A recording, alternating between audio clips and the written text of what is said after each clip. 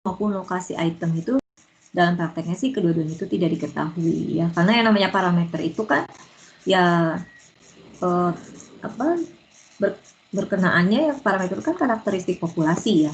Jadi kita kan umumnya nggak mengamati semua amatan dalam populasi itu, yang kita amati kan sampel.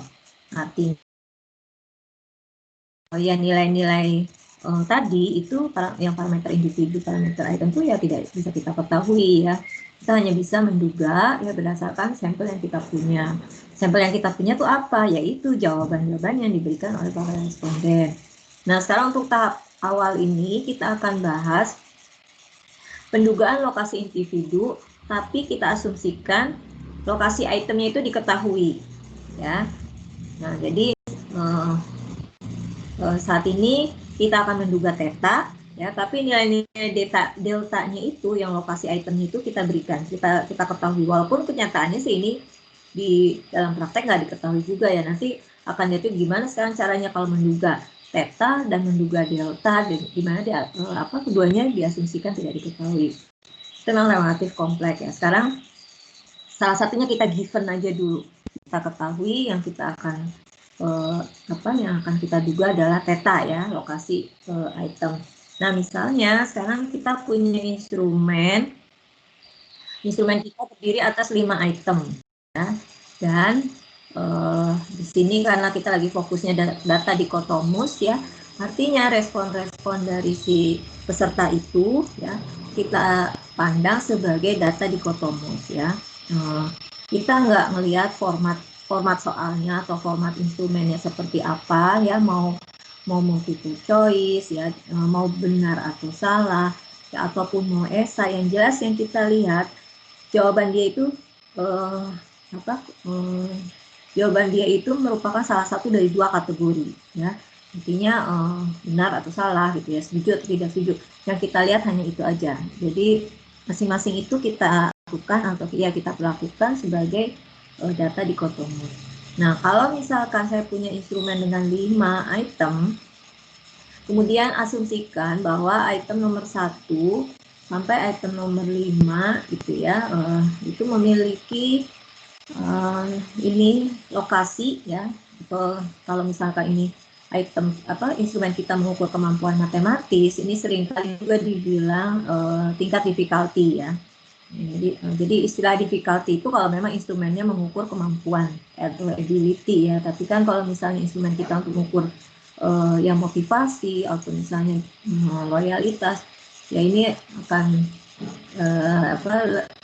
menggunakan istilah yang umum aja ya, lokasi item. Jadi ini lokasi item 1, ini di min 1,9. Nah, lokasi item 5 ini di 0,45. Nah, kita lihat ini kalau misalkan dalam suatu garis bilangan gitu ya, jadi min 1,9, terus ini ada min 0,25 dan seterusnya. Yang paling kiri itu adalah yang ini kan, yang min 1,9. Yang paling kanan ini yang 0,45. Sehingga kita akan katakan bahwa ini ya yang item 1 ini ya, yang tadi delta 1-nya min 1,9 karena ada di paling kiri, paling mudah. Yang paling kanan ini yang delta 5 itu di 0,45, ini yang paling sulit ya. Jadi di sini nolnya itu ininya ya, penyeimbangnya lah. Nah, kalau kita lihat di sini lokasi item 1 itu sekitar 2 logit ya. Jadi ini satuannya itu logit ya. 2 logit di bawah 0. Ya. Jadi bukan satuannya bukan 2 cm atau bukan 2 kg gitu ya. Ini nilai item 1 ini, lokasi item 1 ini adalah 2 logit di bawah 0. Nah, Anda sudah belajar juga di ADK ya, apa itu pengertian dari logit ya. Di ADK ini ya, belum masuk ya logik di sini ya, justru ya logik ya, transformasi logik ya. Anda masih ingat? Jadi waktu pertemuan yang sebelumnya itu kita masih kan ya, jadi bentuk kurva yang tadinya S itu kurva sigmoid, kita transformasi menggunakan transformasi logik. Logik itu adalah fungsi log ya, logaritma P dibagi 1 min P, atau logaritma dari odds lah ya. Kan P per 1 min P itu kan odd. Nah, jadi peluang sukses dibagi peluang gagal. Nah, ini delta 1, dia 2 logit di bawah 0, sementara delta 5, ini sekitar setengahnya ya, setengah logit ya, sekitar 0,5 logit di atas 0.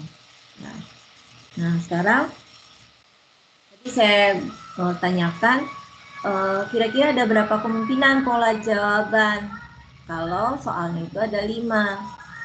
Nah, karena tadi yang kita perhatikan dari masing-masing soal itu datanya dikotomus ya, jadi hanya ada 2 kemungkinan. Jadi nomor 1 hanya ada 2 kemungkinan, nomor 2 juga, dan seterusnya. Artinya kalau ada 5, berarti ada berapa kemungkinan pola jawabannya ini? Ada 2 pangkat 5 ya, ada 32 ya, ada 32 kemungkinan jawaban yang bisa diberikan oleh seorang peserta. Nah, di sini misalnya sekarang ini tadi diketahui ya, seseorang katanya ya, misalkan orang tersebut memiliki tetanya sama dengan min 3. Nah, kalau dia memiliki teta sama dengan min 3, berapa peluang dia menjawab salah pada item nomor 3? Item nomor 3 itu ini kan, minus 0,25. Nah, tadi Nia ya yang jawab. Nah, ya, tadi saya mintakan berdasarkan model rush ya, berdasarkan model rush ya, tadi ini sudah memberikan. Nah, untuk model rush itu kan yang diberikan itu kan peluang menjawab benar kan ya. Jadi dia peluang X sama dengan 1.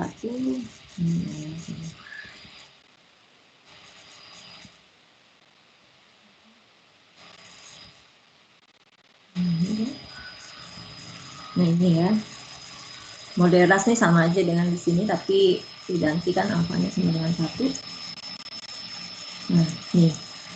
Ini ya, jadi yang model-model rush atau model 1PL ini adalah untuk menentukan peluang X itu nilainya 1 ya. Jadi yang kita kodekan yang 1 itu yang mau kita pandang itu yang apa? Kalau misalnya kode 1 itu adalah yang menjawab benar, berarti nilai di sini adalah peluang untuk menjawab benar ya. Nah, ini peluang untuk menjawab benar ya, kalau tetanya tadi min 3 ya, ini tinggal dimasukkan aja kan. Pangkat ini min 3, terus lokasi untuk soal nomor tersebut ya, min 3 itu berapa gitu kan, tadi berapa tuh lokasi itemnya, itu tinggal masukkan aja ya. Jadi tadi dapat nih itu kan, tapi itu peluang menjawab benar kan, yang ditanyakan peluang menjawab salah ya tadi ya yang saya tanya.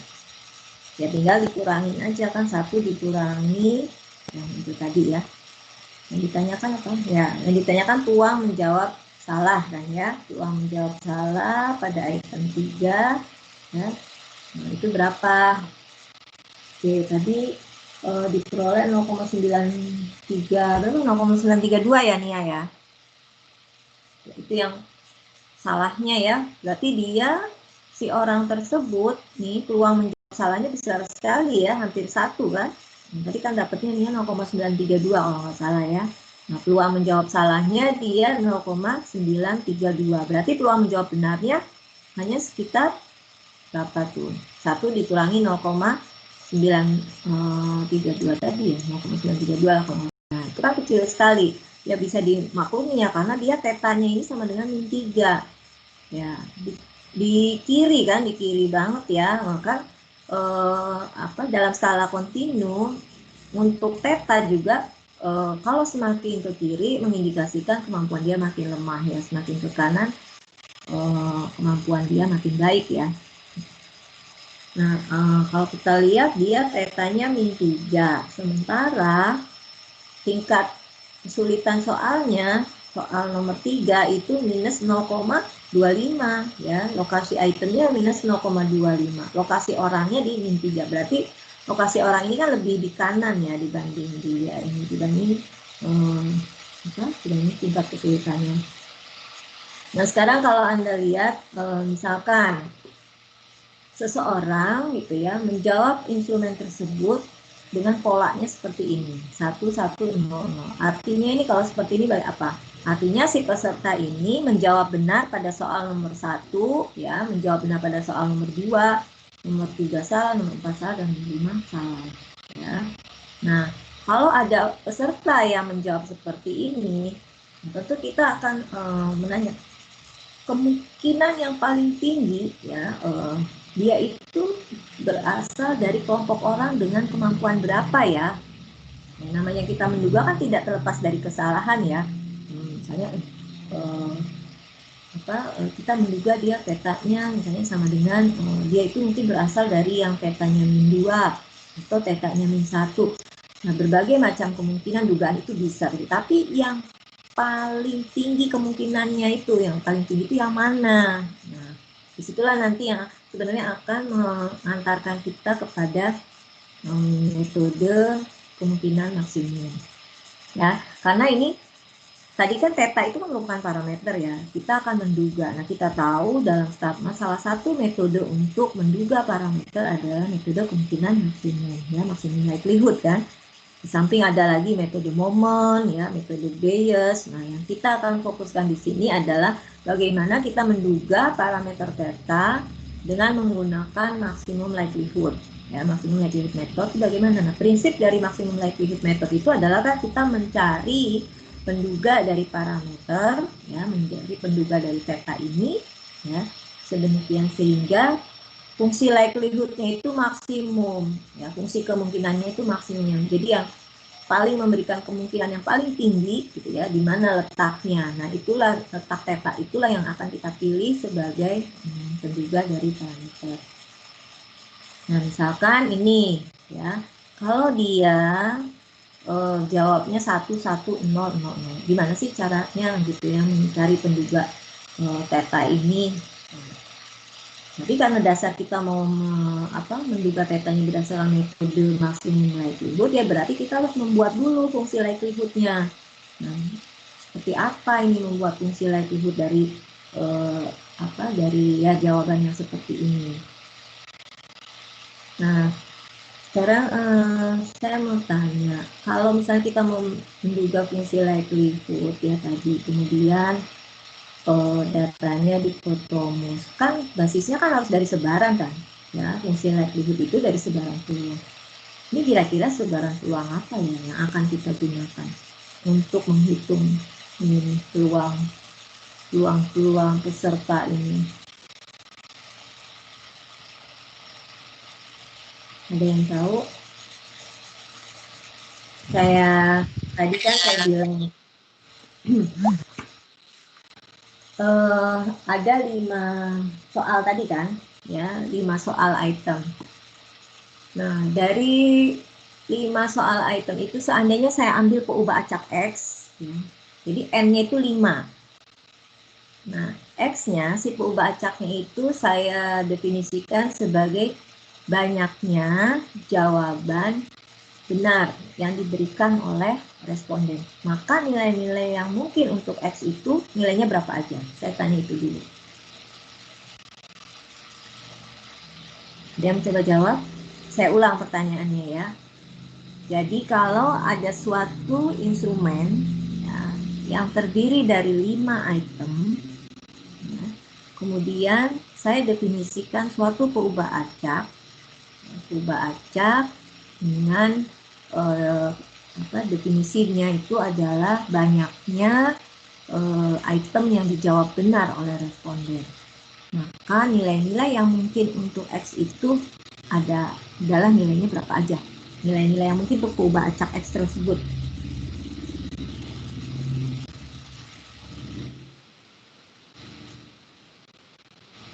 Satu atau 0 bukan, Bu? Berapa? Siapa ini? 1 atau 0. Ya, Elvira, Bu. Siapa? Elvira, Bu. Elvira. Berapa aja nilai yang mungkin untuk X? Bisa 1111 semua, bisa. Sebentar, dengerin saya. X itu Iya, random ya. variable. Random variable itu apa sih? Random variable itu kan fungsi yang memetakan nilai amatan ke suatu bilangan real ya. Nah, memang kalau ngelihat detailnya, tadi saya bilang kan ada 32 kan, 2 pangkat 5 ya, 32 bisa 11, 000, terus bisa juga 101 dan seterusnya. Ini sekarang saya hanya lihat ini, saya tadi udah definisikan random variabelnya itu banyaknya item yang dijawab benar. Banyaknya item yang dijawab benar dari 5 soal yang ada, dari 5 item yang ada. Berarti kemungkinan nilai-nilai untuk X itu apa aja?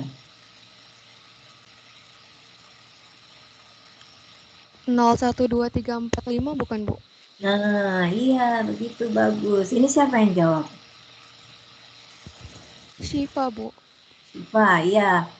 Ya, gitu ya. Jadi kan tadi saya bilang X itu random variable. Saya menentukan suatu random variable nih. Kalau yang namanya random variable, itu dan nilainya suatu bilangan real. Karena dia melakukan suatu fungsi yang memetakan amatan-amatan di daerah asal, di domain asal nih, ke suatu bilangan real. Kita sekarang nggak tertarik lagi ke rincian polanya. Nggak perhatiin mau jawabannya 1100 atau mau jawabannya 10100 dan seterusnya, itu tetap aja sama-sama kita nilai dia sebagai X-nya sama dengan 2 gitu ya. Nah, karena tadi kan saya minta itu definisi, tadi saya mendefinisikan suatu baca kan suatu random variable. Nah, nilai-nilai X-nya itu apa aja? Kalau soalnya ada 5, berarti nilai-nilai X, tadi kan saya definisikannya X-nya banyaknya jawaban yang benar kan. Bisa jadi orang itu menjawab salah semua, ya berarti X-nya sama dengan 0. Atau dia yang benernya cuma 1, nah, berarti X-nya sama dengan 1. Atau dia jawabnya benar semua. Kalau benar semua ya berarti X sama dengan 5. Dilihat yang menjadi interestnya apa. Kan tadi interestnya adalah banyaknya jawaban yang benar.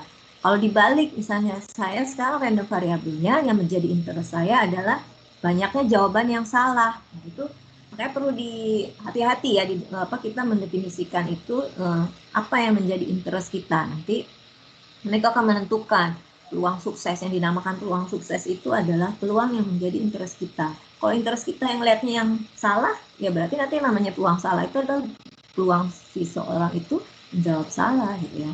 Nah, ini nanti kalau Anda yang menganalisis gitu ya, menganalisis data, tapi ini perlu didefinisikan ya. Nah, kemudian kalau misalkan tadi si orang tadi ini jawabnya 1100.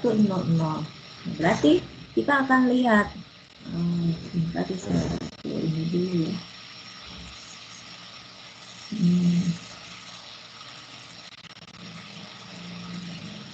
Anda lihat di buku deh halaman 14 bolak-baliknya. Halaman 14 itu kan dia memberikan ilustrasi ya di tabel. Anda buka nggak bukunya? Buku Ayala nih.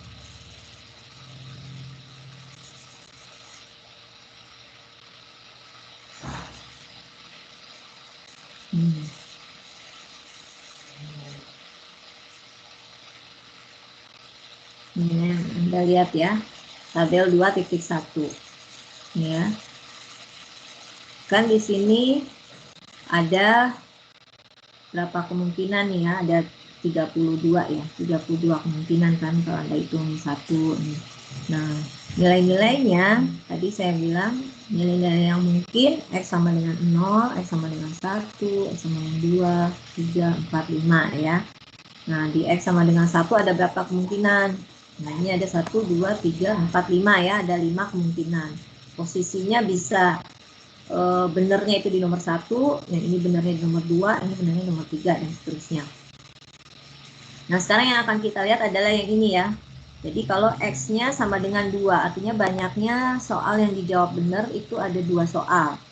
Nah, kita akan lihat yang pola yang ini, yang 1, 1, 0, 0, 0. Ya.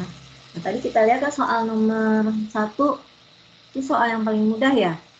Soal nomor 5, soal yang paling sulit kan.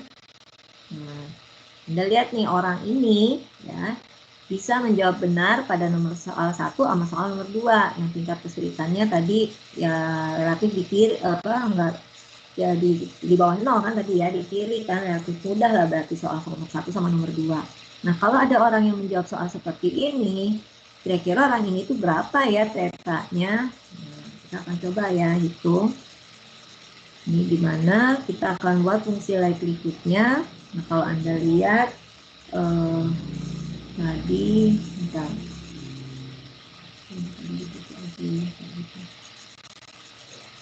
Nah, Anda hitung tuh satu-satu peluang menjawab benar di nomor 1 berapa, peluang menjawab benar di nomor 2 berapa, ya. Kemudian nomor 3 peluang menjawab salahnya berapa. Nah, ya. Ini.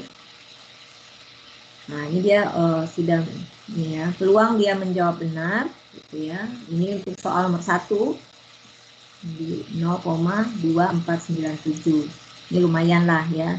Nah, begitu nomor 2 peluang menjawab benarnya berkurang menjadi 0,0832 ya. Nah, ini ya, karena di sini tingkat kesulitannya sudah makin sulit ya. Nomor 1 kan segini nih, delta satunya tingkat kesulitannya, nomor 2 udah segini. Menurun nih peluang menjawab benar dia. Kalau nomor 1 masih ya lumayan tinggi, tinggi banget sih enggak, cuman ada ya, ini 0,25 lah. Begitu nomor 2 ada kemungkinan dia bisa menjawab benar nomor 2, tapi ya kecil gitu, peluang ini sekitar 0,08.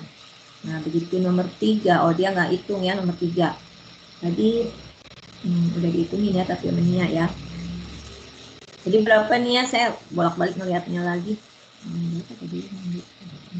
Peluang dia menjawab benarnya itu 0, berapa tadi? 0,06 ya, 0,068 ya.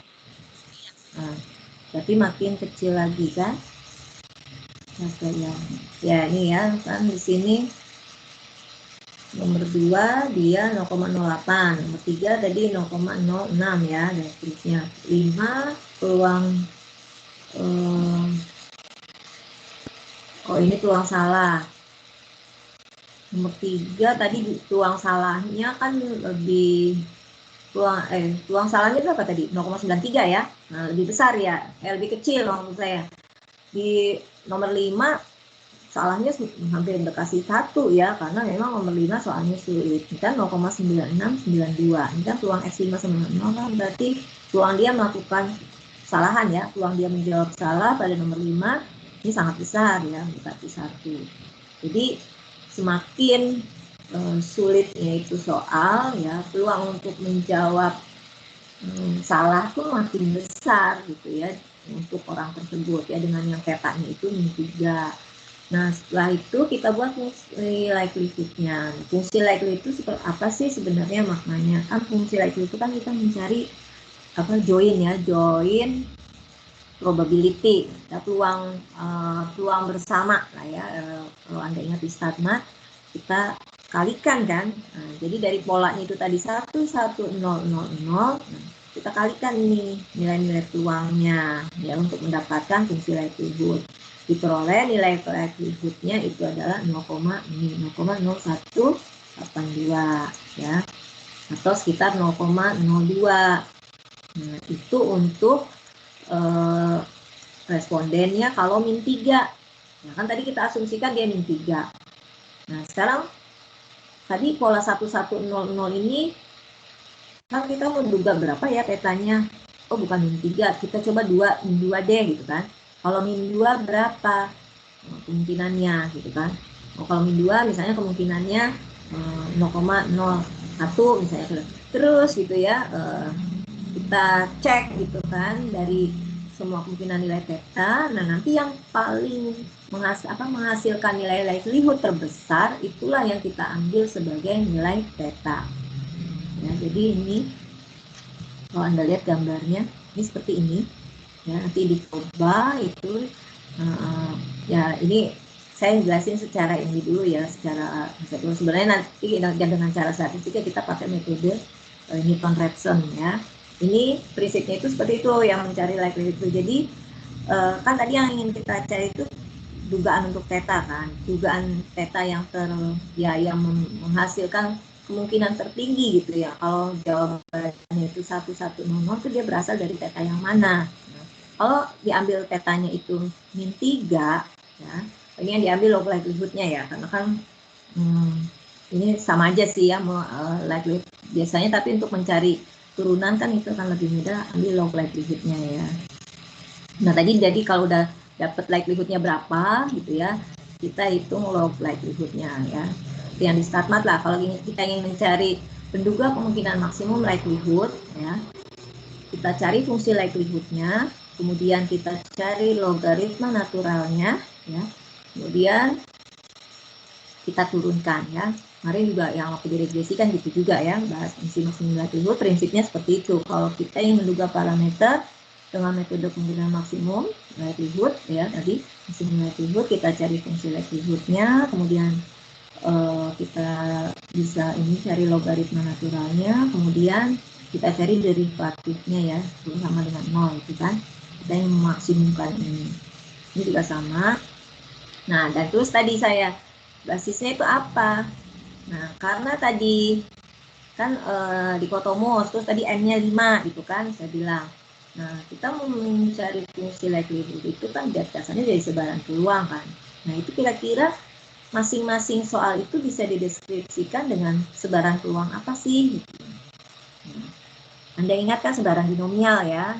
Nah, sebaran binomial itu kan memiliki karakteristik, salah satunya adalah bahwa hasil yang mungkin gitu ya, hasil yang mungkin dari ya kemungkinan hasil yang diperoleh gitu, ada dua kemungkinan kan.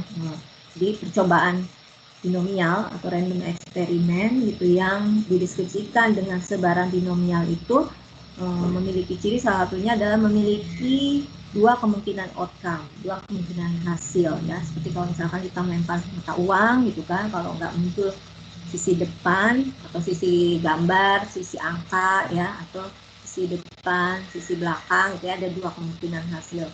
Nah ini juga sama kan, tiap item tadi ada dua kemungkinan hasil kan, ada dua outcome yang mungkin. Kalau nggak benar ya salah gitu kan. Sehingga dari setiap item itu kita akan deskripsikan dengan menggunakan sebaran peluang binomial, ya, sebaran peluang binomial. Karena n-nya itu kalau sebaran binomial kan n-nya lebih dari satu kan. Maaf.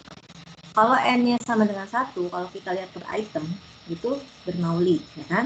Nah ini sebenarnya sebaran binomial, tapi dia sudah karena kan depan itu konstanta kan. Kalau konstanta sebenarnya sih nggak ngaruh nanti untuk diturunin di sini, sehingga dia ini kombinasi ini yang konstanta binomial itu kan ada kombinasi n ya, nx lah, kalau misalnya itu kan, misalnya x sama dengan 0, x sama dengan 1, 2, 3, 4, 5, ininya isinya itu depannya ada kombinasi ya, binomial. Ini kan sisanya belakangnya aja nih yang diambil. Tapi ini lihat, kalau binomial kan ada n-nya. Nah ini n di sini n ini ternyata cuma 1, berarti artinya apa? Dia ini sebaran Bernoulli.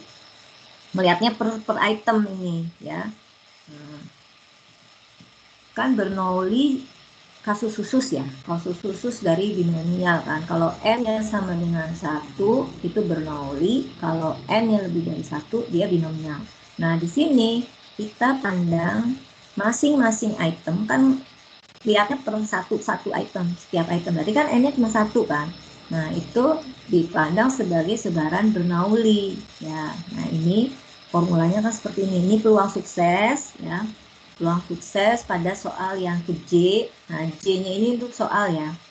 J itu soal, I itu untuk peserta, untuk siswa. Jadi, ini nilai likelihood untuk siswa yang ke I, gitu ya. Apabila dia memiliki kemampuannya itu sebesar theta, ya, kemudian ini alfa, ini kita nggak pakai ya sebenarnya. Alfanya kan sama dengan 1, karena tadi kan modelnya model rush ya. Jadi, ini daya bedanya, daya beda dari itemnya itu alfa, ini sama 1, tadi deltanya ini lokasi itemnya berapa. Nah ini J soal ya, jadi banyaknya soal ada berapa? Ada 5 kan, jadi J nya 1 sampai 5. Nah di sini Misalkan kalau untuk tadi ini kan ada berapa? Ini kan ada 5 ya. Jadi yang pertama J sama dengan 1. P1 ya, untuk soal 1 pangkat XIJ. XIJ itu tadi X itu nilai-nilainya kan bisa 0, 1, 2, 3 gitu ya. 4, 5. Tapi kalau di sini kalau ngelihatnya per item ya berarti lihatnya benar atau salah gitu aja kan. Nah, untuk yang orang yang ke I, soal yang nomor 1, dia jawabnya apa? Dia jawabnya kan benar kan, nilainya 1 kan. Berarti di sini P pangkat ya, P soal yang pertama P1 pangkat 1. Kemudian ininya 1 min P soal yang pertama ya, 1 min P, 1 min dikurangi 1, berarti ini kan 0 kan ya, 1 dikurangi 1 kan 0. Ini berarti kan nilainya sebenarnya 1. Berarti tinggal ini aja berarti untuk soal nomor 1, tinggal P peluang sukses kan, untuk peluang sukses nomor, karena soal nomor 1 kan sukses kan, benar ya, berarti kita lihat peluang sukses. Kemudian kita lihat sekarang yang kedua, J sama dengan 2. Kalau J sama dengan 2, ini masih benar juga nih, kodenya kan tadi polanya 1 kan, dia nomor 2 itu menjawab dengan benar. Berarti di sini nilainya X-nya 1 ya, ini kan P ini untuk peluang sukses, P2 ya, jadi untuk peluang soal nomor 2, pangkat 1 ya. Nah, artinya nanti tinggal masukin aja ke modelnya ya, yang model sukses kan tadi. Nah, di sininya karena ini nilainya 1 ya berarti 1 dikurangi 1 ini 0, berarti ini nggak ada nih di sini ya, nilainya 1 semua. Kemudian untuk yang nomor 3, soal nomor 3 kan dia salah tuh, jawabnya salah, berarti di sini 0 nih, P pangkat 0 ya, P pangkat 0. Berarti yang kita hitung adanya yang di sini 1 dikurangi peluang yang ketiga, peluang suksesnya berapa ya. Terus nanti dipangkatkan dengan 1 min 0. Berarti kan ini pangkat 1 kan. Nah, jadi artinya di sini nomor 3 itu nanti cara ngitungnya ya, karena yang ditanyakan adalah peluang gagal ya, berarti kita harus ya 1 dikurangi peluang sukses gitu kan ya, dari model kan yang kita hitung dari model kan peluang sukses.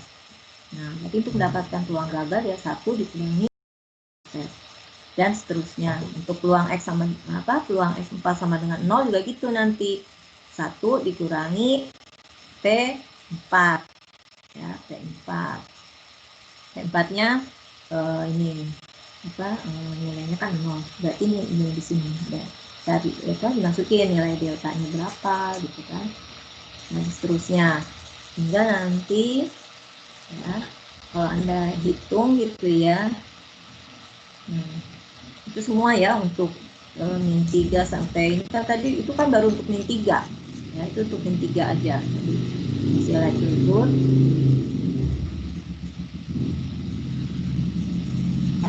Nah, kalau Anda lihat dia gunakan ini likelihood-nya, kata dia nih, dia tunjukkan di gambar 2.6.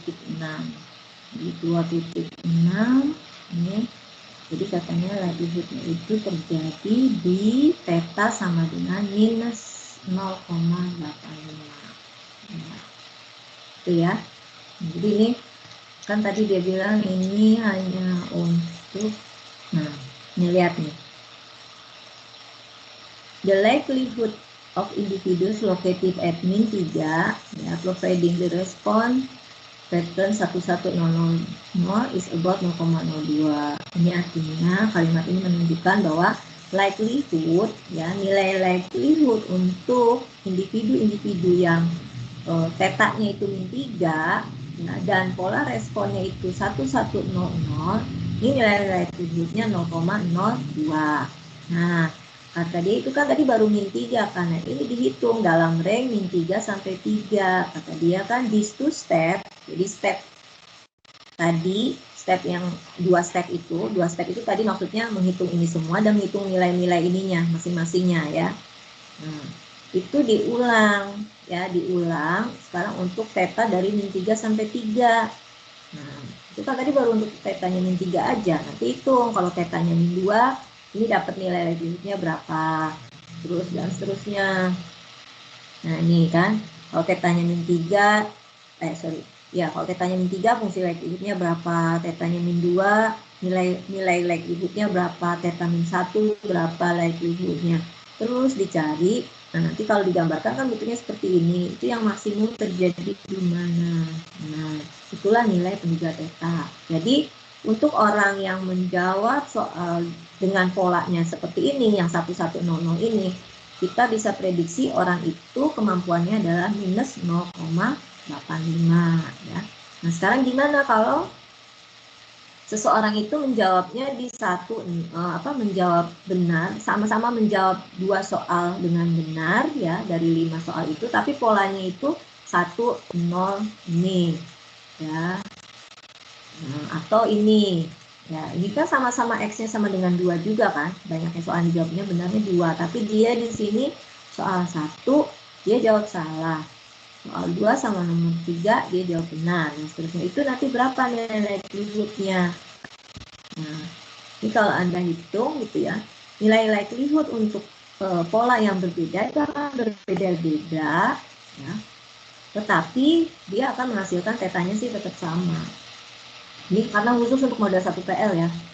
Nah, ini Anda lihat, ini adalah nilai-nilai log likelihood ya untuk semua pola ya yang menghasilkan X-nya sama dengan 2. Ya, jadi ini ada berapa sih polanya? 10 ya, 1, 2, 3, 4, 5, 6, 7, 8, 9, 10 ya. Ada 10 kan, untuk X sama dengan 2, kemungkinannya ada 10 kemungkinan.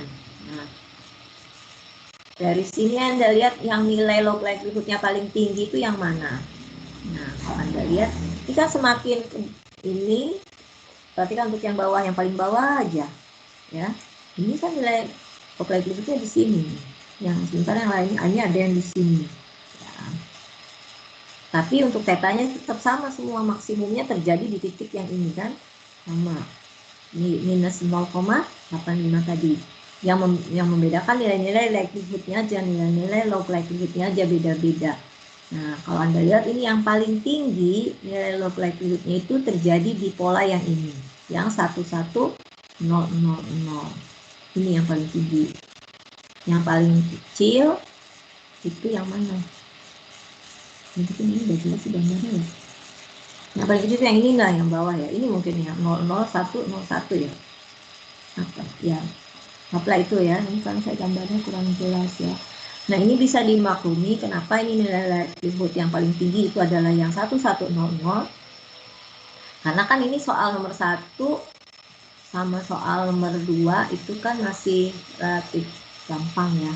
Jadi kemungkinan untuk dijawab benarnya masih relatif ya masih relatif ada lah ya, ada nilainya lumayan gitu kan, nggak kecil sekali. Sementara kalau udah yang soalnya semakin ke sana, yang nomor 4, nomor 5 itu kalau misalnya untuk dijawab kemungkinan jawab benar itu udah kecil lah ya nilai likelihoodnya. Kalau Anda baca di sini ya, jadi all of this logaritma L ini menunjukkan pola yang sama ya. Pola yang sama dengan yang jawaban 1100 ya.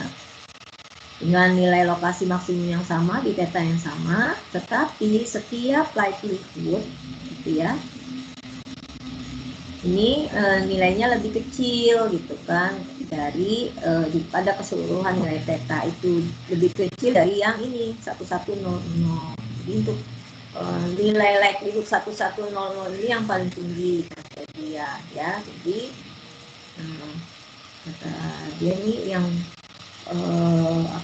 pola untuk log likelihood ini intuitively appearing because. Nah, karena menjawab salah because incorrectly answering the easy 3 item and correctly answering the hardest 2 item ya. Karena nih peluang menjawab benar pada soal-soal yang kesulitannya tinggi itu kemungkinannya tidak sesering dibandingkan dengan yang ini, yang 1100 ya. Saya pahami nggak ya tanya saya? Ini yang ini dibandingkan dengan yang ini. Yang ini kan berarti dia menjawab benar pada soal nomor 4 sama nomor 5 kan. Sementara nomor 4 sama nomor 5 itu kan relatif sulit kan dibanding yang ini. Yang ini dia menjawab benar pada soal nomor 1 sama nomor 2 yang tingkat kesulitannya relatif mudah. Nah, kemungkinan yang paling tinggi ya memang akan terjadi di sini dibandingnya ini. Orang-orang yang bisa menjawab dengan seperti ini polanya, yang menjawab benar di yang nomor akhir, itu tidak sesering terjadinya dibandingkan dengan pola yang ini. Makanya likelihood untuk yang 1100 ini yang paling tinggi lah dibandingkan dengan kemungkinan yang lain. Yang paling ini yang 0011. Nah ini kan.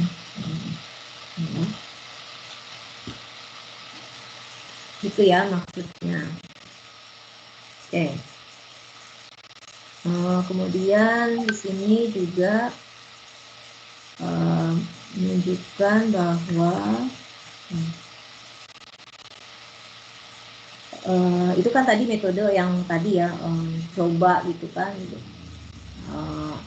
mencoba satu-satu lah ya dengan dari min 3 sampai 3 itu seperti apa.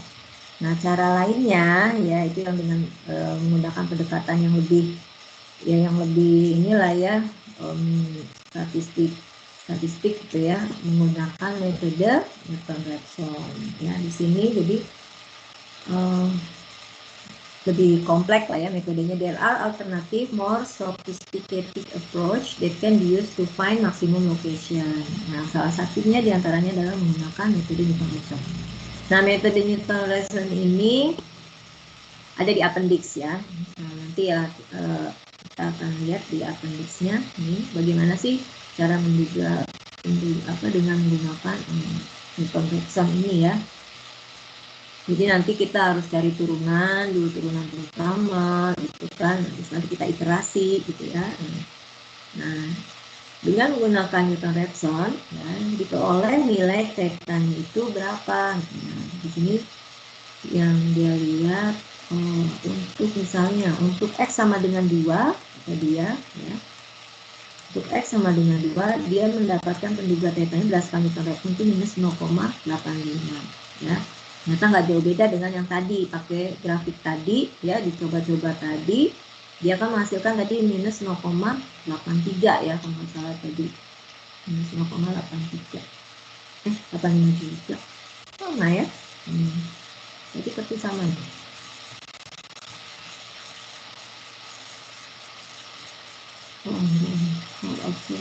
Sorry ini kok yang dari Newton-Raphson dapatnya ini, maaf nih dari Newton-Raphson dapatnya minus 0,8378.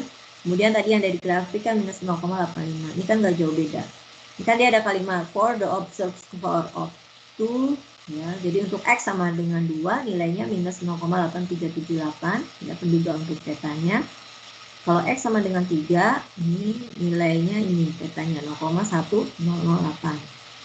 X sama dengan 4 ini yang ini 1,1796 ya.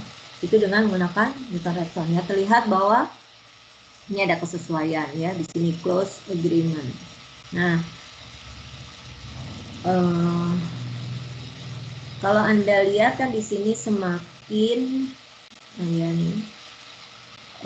semakin individu itu semakin banyak semakin banyak jawaban yang benar, maka θ dia makin tinggi ya. Anda lihat nih, kalau X sama dengan 3 itu kan berarti semakin banyak item yang bisa dijawab dengan benar kan. Dia yang X sama dengan 2 cuma 2 item yang dijawab benar. Kalau ini 3 item yang dijawab benar. Yang ini 4 item dijawab benar. Lihat dengan semakin banyaknya item yang bisa dijawab benar, nilai θ juga makin meningkat ya. Nilai θ-nya ini makin tinggi kan, dari minus 0,83 sampai 0,1 dan 1,176. Memang itulah ya prinsipnya kan, semakin banyak jawaban yang bisa dijawab dengan benar, menunjukkan kemampuan dia itu makin tinggi ya. Ini seperti sebenarnya itu larinya ke statistik cukup. Jadi indikasi kalau kita nih mau menyeleksi mahasiswa, yang menyeleksi mahasiswa baru atau menyeleksi peserta ya melalui tes, indikasi dia memiliki kemampuan yang baik itu ya dengan semakin banyaknya soal yang bisa dijawab benar, mengindikasikan orang itu tuh kemampuannya makin bagus. Itu ya kalau kita analisisnya menggunakan model 1PL. Model 1PL hanya melihat karakteristik item tuh hanya melihat dari tingkat kesulitannya aja ya. Nanti kita ngelihat beda enggak kalau misalnya selain karakteristik item yang dilihat dari kesulitan, kita lihat juga soalnya itu apa daya bedanya itu seperti apa antar item. Kalau soalnya apa daya bedanya misalnya nggak bagus ya, artinya rendah gitu ya, nanti bagaimana dalam menyeleksi peserta itu ya, nanti akan kita lihat lah ya. Kalau kita udah fitting dia pakai 2 PL, ini kan kita mainnya masih 1 PL kan. Jadi kan memang di sini juga disebutkan bahwa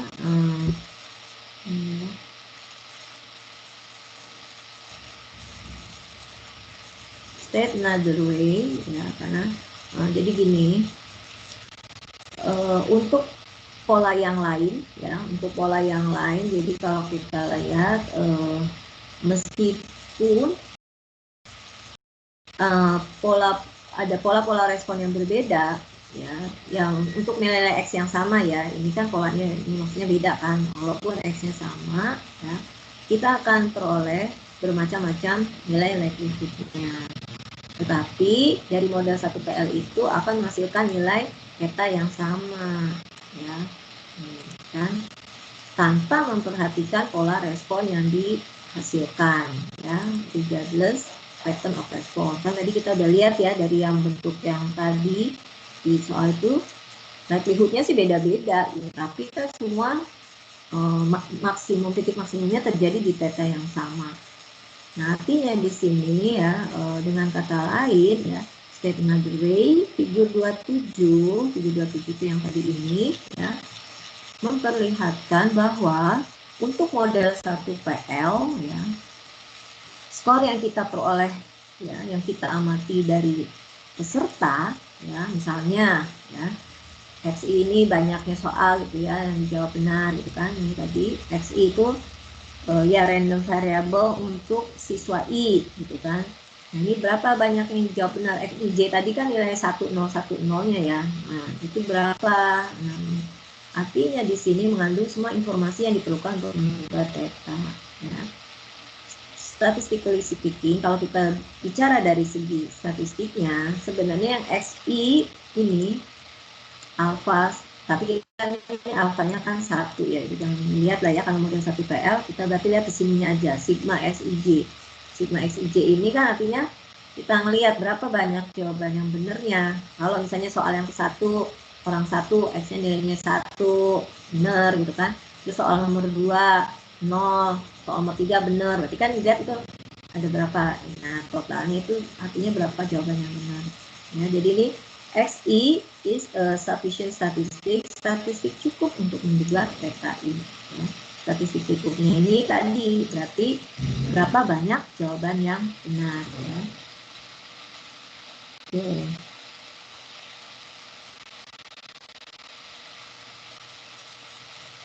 Jadi artinya dalam menduga theta ini pola-pola tadi itu gak masalah gitu ya, pola urutan jawaban tadi ya, dalam menduga theta tadi. Oke, sampai sini sebelum saya lanjutkan. Nah, oh ya, sekarang perhatikan. Dari sekian kemungkinan jawaban tadi, yang 32 kemungkinan, salah satunya itu ada yang jawabannya salah semua atau jawabannya benar semua kan? Ya, Anda lihat tadi yang dari tabel 2.1, kemungkinan responden itu menjawab semua soal salah semua atau semua soal itu benar semua. Nah, itu akan gimana nanti? Nilai likelihood-nya ada atau enggak? Nah, di sini nanti Anda cek ya. Jadi katanya Nanti Anda cek kalau misalnya X itu sama dengan 5, ya, atau X itu sama dengan 0, ya, berarti salah semua. Nah, itu Anda hitung nanti tuh peluang hitung likelihood-nya. Nah, itu hitung likelihood-nya ya. Sini katanya nanti tidak akan diperoleh nilai maksimum. Contoh ya. Ini it may have been noticed that theta. Nah, jadi penduga theta itu tidak bisa ditentukan, ya tidak untuk metode ini ya. Theta itu tidak tersedia, dia tidak bisa didefinisikan ya penduga theta untuk orang-orang yang ini skornya 0, artinya salah semua, atau juga yang benar semua. Nah, ini kita nggak bisa dapatkan penduga tetanya, ya tidak tersedia lah penduga teta kemudian maksimal untuk yang modal 1 PL ini ya, dengan cara metode maksimal likelihood ini nggak bisa diperoleh. Ini nanti harus ada metode lain gitu. Jadi kalau ada seseorang yang menjawab dengan benar semua item itu, kalau dengan menggunakan metode maksimum likelihood, theta itu nggak bisa diperoleh. Nah, kita harus cari metode yang lainnya, yaitu misalnya dengan metode Bayes ya. Jadi menduga theta, kalau untuk salah semua atau benar semua, kita bisa pakai metode alternatif ya, yaitu pakai metode Bayes. Kalau likelihood ini nggak bisa. Nah, kenapa kita nggak bisa dapetin tuh kalau dengan metode maksimum likelihood? Karena yaitu nanti log likelihoodnya itu tidak memiliki nilai maksimum. Contoh ya, kalau untuk X sama dengan 5, itu dia nih di figur 2.8. Ini di figur 2.8, ini kan X-nya satu benar semua ya, atau X-nya sama dengan 5. Nah, untuk kalau tetanya min 3, dapatnya berapa log likelihoodnya dan seterusnya. Nah, begitu di sini itu kalau theta sama dengan 3, ini di sini dia terus gitu. Theta 4 ini nggak ada nilai maksimumnya, dia akan infinite gitu. Karena untuk theta yang makin besar kan berarti dia makin pandai ya. Ini untuk di sini aja yang theta sama dengan 3, ini udah log likelihoodnya ya udah inilah di sini. Ini udah mendekati 0 ke sana. Ini akan semakin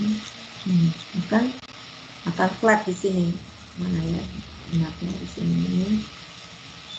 Nah, it can be seen that this log likelihood conforms to what one would expect ya. There are an infinite number of theta above 4 ya, di atas 4 that would produce the observed score of 5 ya. Jadi ada kemungkinan nilai-nilai theta di atas 4 itu ada infinite ya. Ini masih bisa lagi theta. Kan theta itu sebenarnya kan prinsipnya dari min hingga beta hingga ya. Ini aja di sini ditulisnya min 4 dan 4.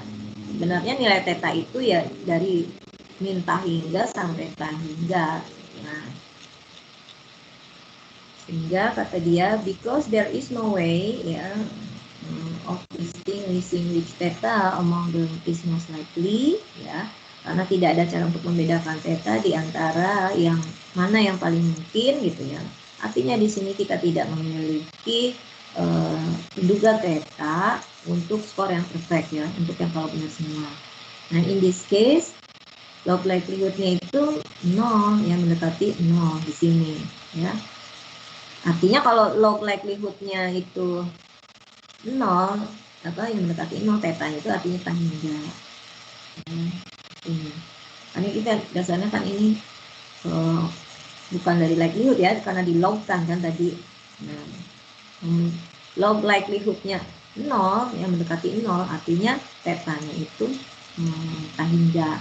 Nah, sebaliknya untuk yang skornya 0 ya, 0 ya, yang salah semua, log likelihoodnya ya bentuknya kebalikannya gitu kan. Nah, ini kan kalau ini kan begini ya. Nah, kalau yang kebalikannya seperti ini. Jadi tetanya itu semakin mendekati min hingga. Tuh ya.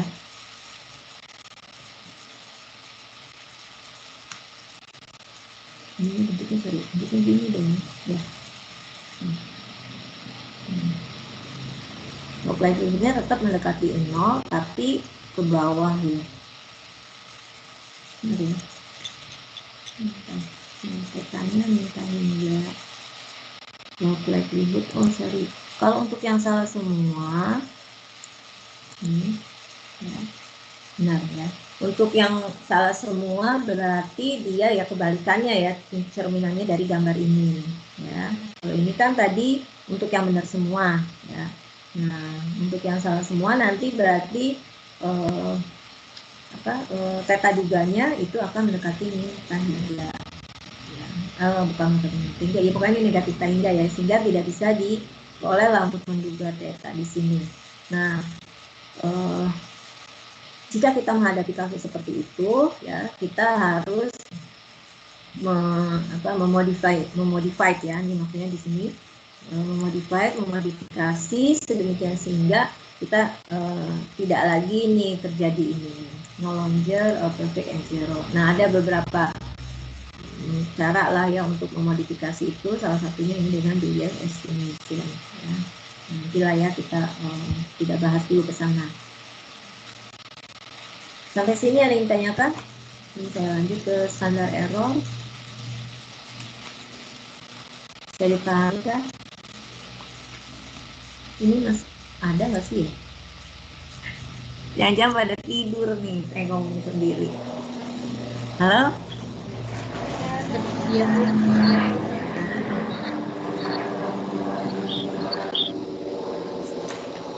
Ya, nanti kita lihat ininya nih, pakai R-nya ya, gimana nih dapetinnya. Oke, saya lanjut dulu lah, habisin ini. Kita masih ada standar error dan informasi ya, fungsi informasi. Apa sih standar error? Itu nanti kalau ujian skripsi harus bisa ya, bedain standar deviasi dan standar error, kalau aja nanti ditanya. Soalnya kadang mahasiswa nggak bisa bedain tuh standar deviasi dengan standar error. Standar deviasi apa?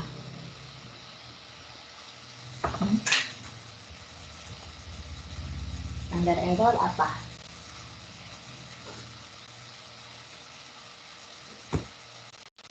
Oke ya.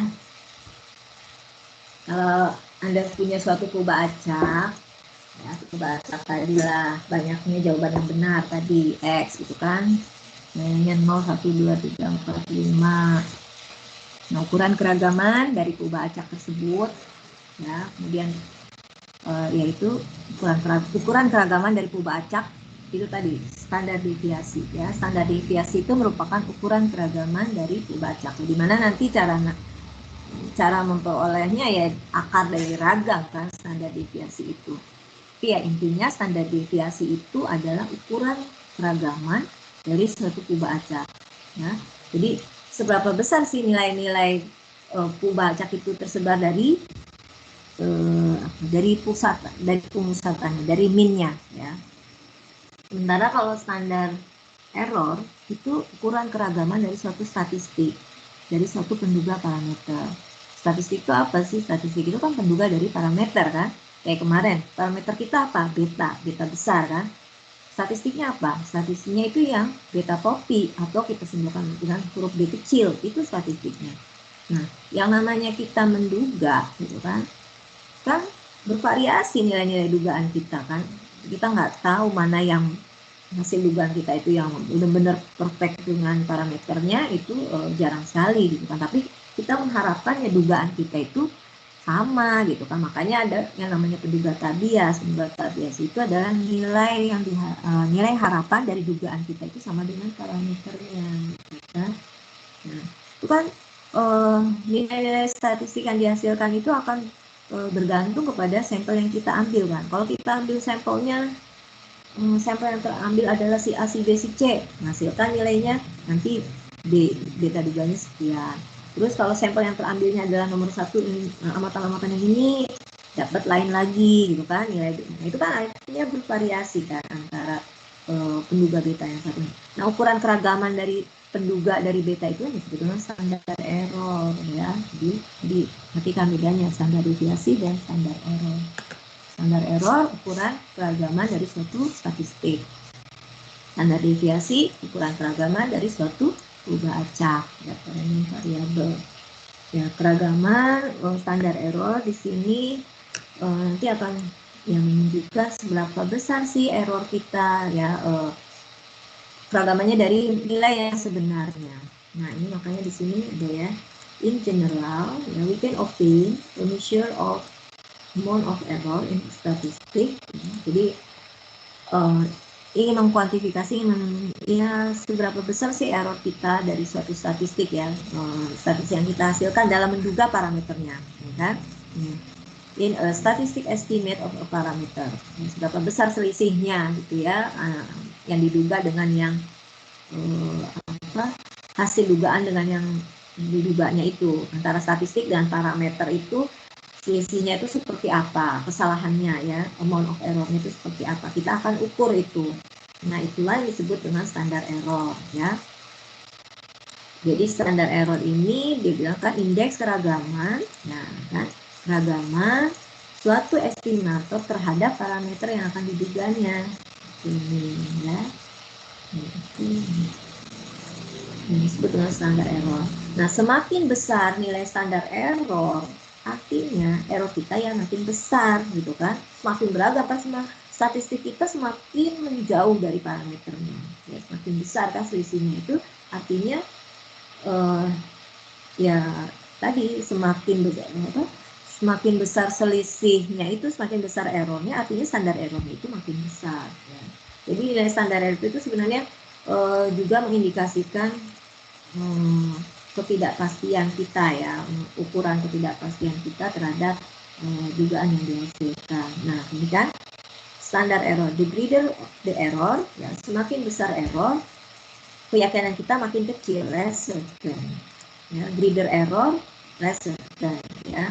Jadi semakin besar error kita, maka keyakinan kita terhadap parameter, ya, nilai dugaan parameter kita itu tadi akan makin gak yakin ya. Jadi kalau kita dapetin hasil dugaan kita standar errornya besar, itu semakin keyakinan itu makin kecil tentang mengenai nilai parameternya yang akan diduga itu. Nah, similarity katanya di IRT juga sama. Kita kan tadi tujuannya menduga theta kan ya, menduga theta. Nah, kita ingin tahu seberapa besar sih keakuratan dari theta ini. Nah, ingat lagi dengan yang kemarin waktu di model ini ya. Kalau kita menduga parameter bisa point estimation, bisa juga interval estimation kan. Kalau hanya point estimation aja, kita nggak bisa mengukur keakuratan dia itu sebagai seberapa besar gitu. Kalau kita cuma mencari penduga titiknya aja, mencari penduga theta-nya doang, atau mencari penduga beta-nya aja. Nah, seberapa besar sih kebaikan dari penduga yang kita hasilkan? Nah, untuk melihat hal itu, nah kita perlu mencarinya dengan interval estimation. Kalau dengan interval estimation, kita bisa sekaligus menyertakan ukuran ketidakpastiannya. Ya, karena di situ di dalamnya kan nanti pada saat menghitung selang kepercayaan kan ada menggunakan itu kan standar error kan. Standar error di situ kan menunjukkan ukuran ketidakpastian tadi. Karena nanti kan ada misalnya kayak kemarin beta topi atau B kecil plus minus gitu kan, plus minus T gitu kan, terus dikali itunya kan standar error dari si beta. Makanya kemarin dipelajari dulu variansnya, pendugaan dari varians itu. Nanti dari pendugaan varians itu untuk apa? Ya untuk mencari selang-selangnya. Ini juga sama. Nah, untuk mencari standar error, ini standar error itu akan merupakan akar dari varians kan, akar dari variansnya, akar dari varians ini theta juga ini. Kita lihat gimana formulanya. Jadi standar error di sini notasinya SEE, singkatannya SEE, standar error of estimate ya. Standar error estimate-nya mau sekarang kalau kita lagi fokusnya ke theta juga, berarti standar error dari yang kita duga itu menunjukkan keakurasian ya, keakurasian theta juga terhadap parameternya. Nah, kalau kita lagi bicara item delta ya berarti standar error delta itu menunjukkan keakurasian delta topi terhadap delta-nya, terhadap parameter. Ya. When there is a small degree of uncertainty about personal question, then it SEE is comparatively smaller than. Nah, jadi ya intinya sih gitu ya, semakin semakin besar SEE ya, semakin besar ketidakpastian kita. SEE yang makin kecil semakin besar ini apa namanya kalau ada tingkat ketidakyakinan yang kecil ya, when there is, kalau tingkat ketidakpastiannya itu kecil ya, then ini SEE-nya itu pasti lebih kecil dibandingkan dengan tingkat ketidakyakinan yang lebih besar. Pokoknya intinya gini deh, kalau SEE yang kecil maksudnya keyakinan kita justru makin besar ya kan, karena kesalahan SEE itu kan menunjukkan kesalahan kita makin kecil kan. Kalau kecil kan berarti keyakinan kita makin besar, berbanding terbalik lah gitu ya intinya. Nah di sini untuk mencari SEE itu, mencari standar error, kita cari variasinya dulu, nanti baru kita cari akarnya. Nah untuk ragamnya, ragam dari ini theta juga ini diberikannya di sini formulanya. Ini formulanya seperti ini. Ini sebenarnya nanti di coordinate Repson ini yang didapetin ini. Ini langsung aja nih diberikan formulanya ya. Jelas ini ragam atau varians untuk ini tadi theta juga. Nah ini ada PJ aksen, ini turunan ya, turunan pertama. Ini menghitung PJ-nya berdasarkan ya model 1 PL ya di sini. Nah, tadi peluang sukses gitu kan. PJ-nya ini kata dia diberikan oleh model IRT. Ya, tergantung ya, kalau kita lagi ngomongnya model 1 PL ya berarti ini nanti PJ-nya dihitung berdasarkan model 1 PL. Nah kata dia, kalau misalkan kita lagi ngomonginnya model 1 PL, nah maka nilai ini tuh akan sama dengan ini. Ini kan ini bentuk umum nih, bentuk umum ragam ini ya, ragam dari theta juga nih bentuk umumnya seperti ini. Tapi kalau PJ-nya ini kita hitung dari model 1 PL, nah formula ini menjadi seperti ini. Ini khusus untuk P ya, untuk P yang dihitung dari model 1 PL. Di sini kan untuk model 1 PL kan yang menjadi ini. Oke, kemudian ini pada saat menghitung PJ ini kan nanti pakai formula yang model 1 PL itu kan bergantung kepada theta kan. Nah, dalam prakteknya kan theta itu nggak diketahui. Nah, yang kalau nggak diketahui kita gunakan theta juga nih ya. Jadi kalau misalnya tadi kita dapetin penduga tetanya itu berdasarkan hitung Repson dapat ini kan minus 0,8378. Nah, maka SEE ini berapa hasilnya? Nah, ini dapat 0,99. Ini nanti dicek ya, benar nggak nih 0,99? 0,99 ini diakarin ya, berarti dari sini diakarkan. Ya. Ini PJ-nya berapa? Masukin. Ini tabel 2.2, ini menunjukkan nilai-nilai penduga theta. Ini pakai metode Repson ya. Ini kalau X-nya sama dengan 2, tuh Anda lihat nih, dapatnya 0,8378. Standar errornya sekian, ya. Nah, kemudian ini selang kepercayaannya. Nah, selang kepercayaannya Anda hitung dengan ini formulanya. Ya. Jadi, theta juga, itu secara asintutik menyebar normal baku, ya. Jadi, dia di sini menggunakan nilai kritisnya Z, ya, Z. Nah, ini untuk selang kepercayaan kan, ada batas bawahnya theta juga dikurangi ini. Nah, dikalikan ini kan, dikalikan standar error. Makanya kita perlu tadi itu standar error untuk menghitung ini, untuk menghasilkan penduga selang. Nah, ini standar error ini diperoleh dari akar ini. Sampai sini bisa dipahami nggak? Belum, saya lanjut lagi nih. Atau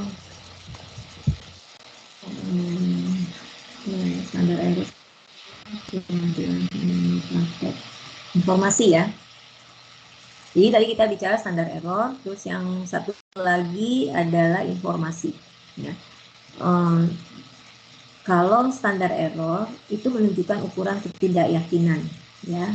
Jadi dalam kalau kita melakukan pendugaan suatu parameter, gitu ya, nah kita umumnya nanti akan melihat hasil dugaan kita itu seberapa besar sih tidak benerannya gitu, berarti kan nggak yakinnya itu gimana gitu kan. Nah ini kalau Anda lihat misalnya nih, so far we have used the estimation of a person location from the perspective of how uncertain ya. Jadi tadi kita sudah lihat ya, dalam suatu proses pendugaan kita lihat dalam perspektif lihat seberapa besar sih bagaimana ketidakpastiannya. Jadi kalau kita menghasilkan suatu dugaan bagi parameter, logis kan kita ingin menanyakan ya, ini hasil dugaan kita ini kira-kira seberapa besar sih salahnya gitu ya, berarti berapa besar sih errornya gitu kan ya. Intinya di sini nggak yakin lah dengan hasil dugaan kita, uncertain itu ketidakpastian itu seberapa besar. Nah untuk mengukur how uncertain ketidakpastian tersebut tadi digunakan dengan standar error ya, diukur dengan standar error. Dari perspektif yang berbeda, kalau kita menghasilkan suatu pendugaan ya, misalkan tadi kita menghasilkan theta duga, kita lihat seberapa banyak sih seberapa bagus sih ya informasi yang dihasilkan dari hasil dugaan parameter kita. Nah, jadi ini dari sudut pandang yang berlawanan gitu ya. Yang pertama tadi how uncertain, yang kedua ini how much information ya, berapa besar informasi yang bisa kita punya ya, tentang parameter kita dari dugaan yang kita peroleh itu. Jadi dari theta duga yang kita peroleh ya, seberapa banyak sih ini memberikan informasi mengenai parameter yang akan kita duga. Nah itu ya.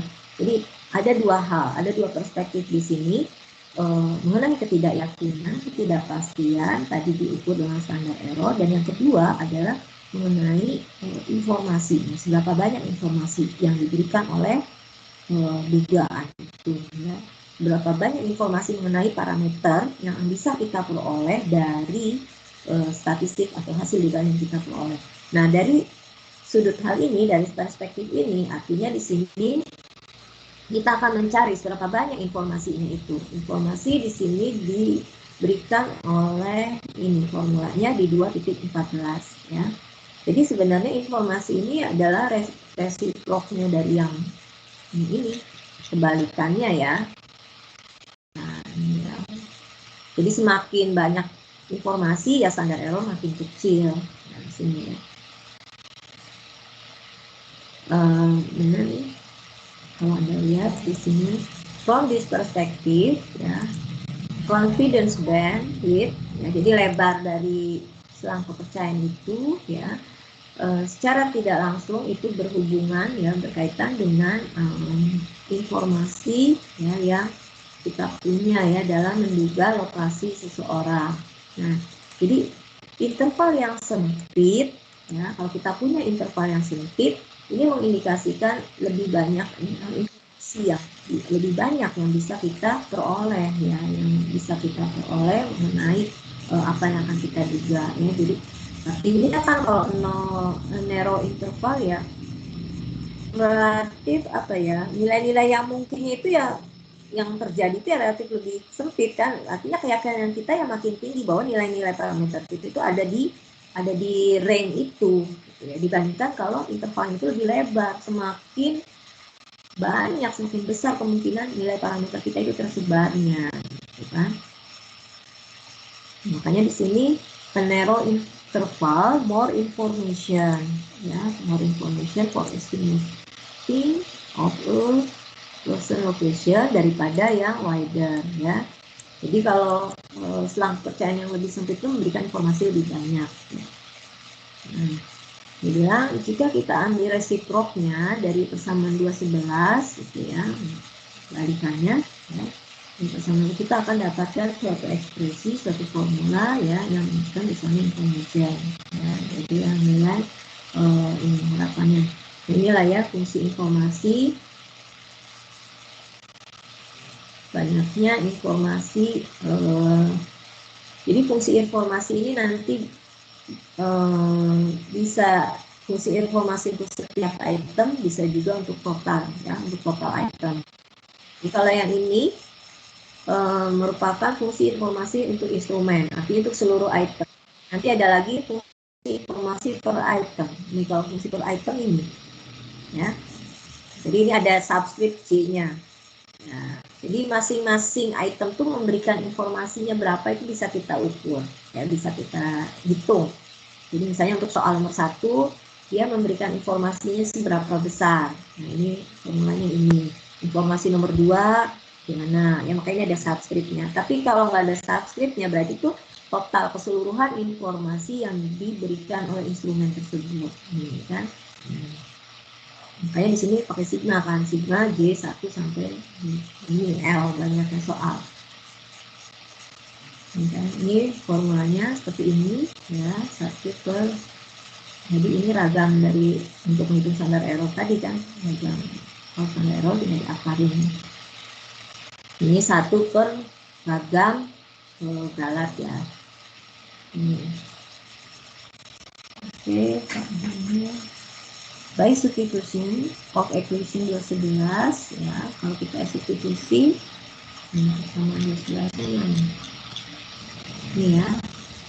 Jadi persamaan 211 ini tadi saya bilang ini khusus untuk yang model 1 PL ya, model 1 PL.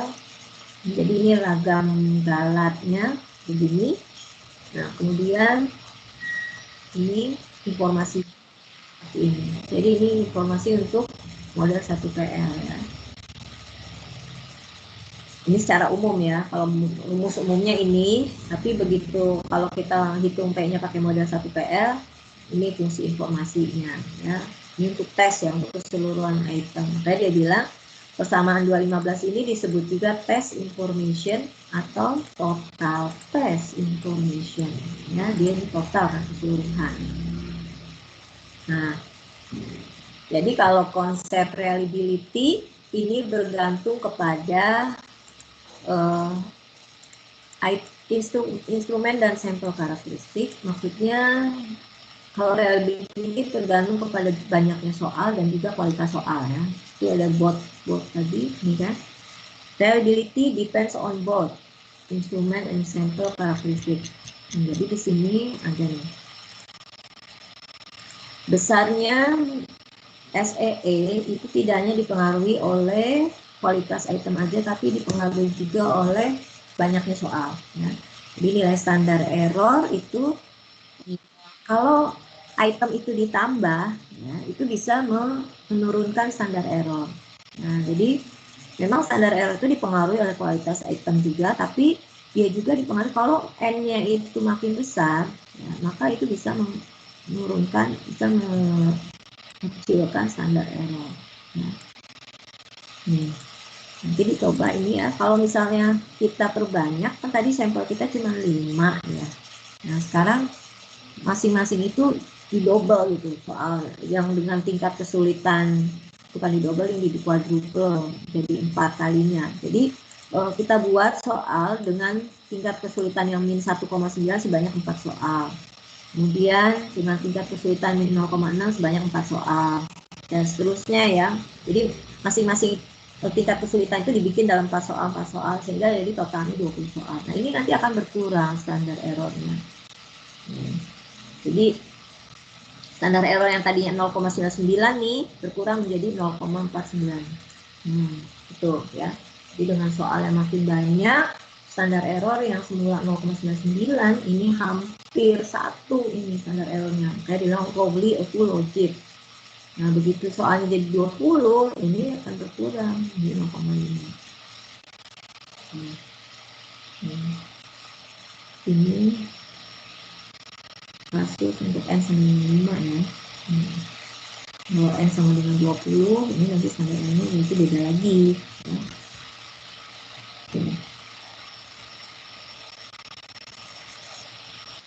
Nah, apa sih maknanya informasi itu? Nah, jadi di sini persamaan 2.15 menunjukkan berapa banyak informasi ya yang diberikan oleh instrumen ya dalam membedakan peserta antara peserta, misalnya antara dua orang peserta 1 dan peserta 2 ya. Jadi tes yang baik itu tentunya tes yang memiliki informasi yang makin besar ya. Jadi ini menunjukkan berapa sih informasi yang diberikan oleh instrumen itu untuk membedakan kemampuan antara peserta 1 dan peserta 2. Nah, kalau kita mau lihat analognya gitu ya di persamaan regresi linier. Nah ya, Anda lihat kalau misalnya garis regresinya itu horizontal gitu ya, horizontal di Y sama dengan 3 misalnya, garisnya mendatar semua ya. Artinya untuk nilai X berapapun ya, untuk X sama dengan 1 akan diprediksi Y-nya sama dengan 3. Tadi saya bilang apa? Y-nya apa? Garisnya itu horizontal di Y sama dengan 3 kan. Horizontal di Y sama dengan 3, X sama dengan 2, prediksinya Y sama dengan 3, X sama dengan 5 juga Y sama dengan 3. Artinya ini nggak membedakan untuk nilai X berapapun, Y-nya akan tetap sama di situ. Nah, garis yang horizontal itu kan garisnya berarti slope-nya kan 0 kan ya. Itu prediksinya nggak bagus lah, nggak bisa membedakan gitu ya. Nah, dibandingkan dengan kalau kita punya garis yang slope yang garisnya itu sangat curam, artinya kita bisa ya menghasilkan pendugaan yang berbeda gitu, bisa membedakan antara X1 dengan X2 ya. Kalau dalam hal ini Z1 dengan Z2. Nah, di sini kan for example, imagine the slope is 0 ya, in one case, dan yang satu lagi slope-nya itu 0,9. Nah, pada saat slope-nya itu 0, ya hasil prediksinya akan sama aja gitu ya. Nah, itulah ya maksudnya. Nah, ini untuk formula informasi per item ya, ini jadi di item 1 berapa, item 2. Kalau modelnya 1 PL ya, ini kan secara umum, maka persamaan 2.16 itu akan seperti ini. Jadi informasi untuk tiap item itu akan seperti ini. Kalau kita modelkan dengan model 1 PL. Nah, karena ini ya PJ 1 min PJ itu akan menghasilkan nilai maksimum ketika PJ-nya itu sama dengan 1 min PJ, ini pada model 1 PL ya. Artinya peluang sukses sama dengan peluang gagal. Di sini nilainya itu kan setengah kan, ya, setengah kali setengah 0,25. Nah, artinya informasi yang maksimum gitu ya untuk model 1 PL itu akan dicapai pada ini 0,25 alfa kuadrat. Tapi kan kalau kita tadi alfanya dengan 1 ya, berarti di sini ini fungsi informasi ini pada 0,25. Ini figur 29 ini menunjukkan katanya untuk informasi ya, informasi item untuk satu item yang berlokasi di 0,35 ya. Untuk 0,35 dengan alfanya 1 ya. Nah, Anda lihat di sini fungsi informasinya 0,25. Masukkan ya. Oke. Nah, ini lagi ada beberapa hal ya yang perlu diperhatikan di sini, bahwa dengan model 1 PL tadi ya, semua item itu akan membentuk pola yang sama seperti di figur 29. Jadi kalau kita gunakan model 1 PL ya,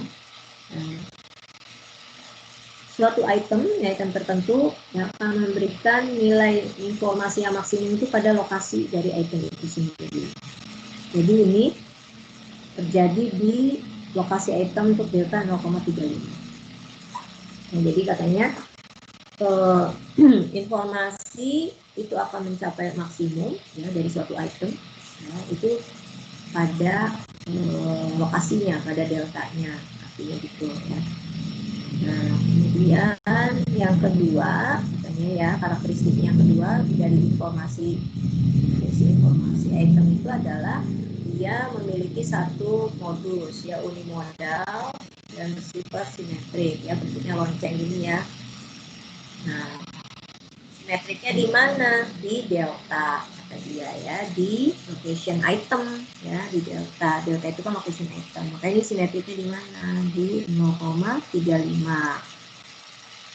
Kemudian yang ketiga, semua item ya memberikan informasi, banyak informasi maksimum yang sama, yaitu sebesar 0,25 ya, at their respective location ya. Jadi semua item ini kalau dimodelkan 1 PL ya, mau item nomor 1, item nomor 2 dan seterusnya.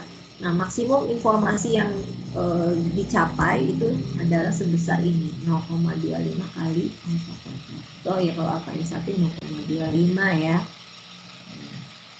Jadi kalau misalnya item nomor 2 gitu kan, deltanya berapa gitu kan, misalnya deltanya item nomor 2 lebih tinggi ya, tapi tetap aja maksimumnya itu ya nanti akan sebesar ini 0,25 ya. Kalau ini untuk item nomor ini, misalnya item nomor 1 0,25 itu terjadinya di sini kan di 0,35. Nanti untuk item nomor 2 misalkan lagi ya maksimumnya akan sebesar 0,25 dan terjadinya ya di nilai delta itu. Oke, di sini ya, dulu dari tadi. Ini yang bawah-bawah ini pendugaan item ya. Kalau tadi kan kita pendugaan theta kan. Nah, sudah mau habis nih. Nah, gimana sekarang kalau menduga item? Nah, kayak ini nih. Kalau untuk model 1 PL kan parameter item yang kita punya kan hanya delta ya. Karena alfanya kan diketahui kan. Alfanya kalau ras alfanya 1, kalau untuk model 1 PL alfanya konstan ya. Nilainya bisa nggak 1 boleh. Misalnya boleh alfanya 2 dan seterusnya. Tapi sama semua soal. Nah, sekarang bagaimana kalau kita ingin menduga delta? Ini juga di appendix ini ya, di appendix B katanya dia bilang. Sama dengan menggunakan prinsip likelihood tadi ya, seperti dengan yang di theta. Nah, jadi kita akan menduga lokasi, ya, menduga delta 1 di mana. Nah, seperti yang kita lihat katanya delta 1 penduga untuk lokasi item 1 itu di minus 2,5, item 2 di ini dan seterusnya ya. Sehingga item 1 ini katanya akan dipandang sebagai yang paling mudah ya, karena ini nilainya paling kecil ya, minus 2,5. Item 5 itu yang paling susah. Nah, di sini di figur 210 ya, ini terdiri dari item response function. Jadi untuk Anda lihat ini untuk soal nomor 1, 2, 3, 4, 5 ya. Soal nomor 1 kan deltanya tadi di sini kan, lokasinya di sini minus berapa tadi kan. Nah, soal nomor 2, nomor 3, nomor 4, nomor 5. Nah, semuanya itu menghasilkan apa nih? Peluang ini, lokasi ini semua menghasilkan di titik ini, titik inflection itu di 0,5. Titik inflection itu yang titik berubah ininya ya, berubah slope-nya. Saya tadi di sini disebutkan apa ya?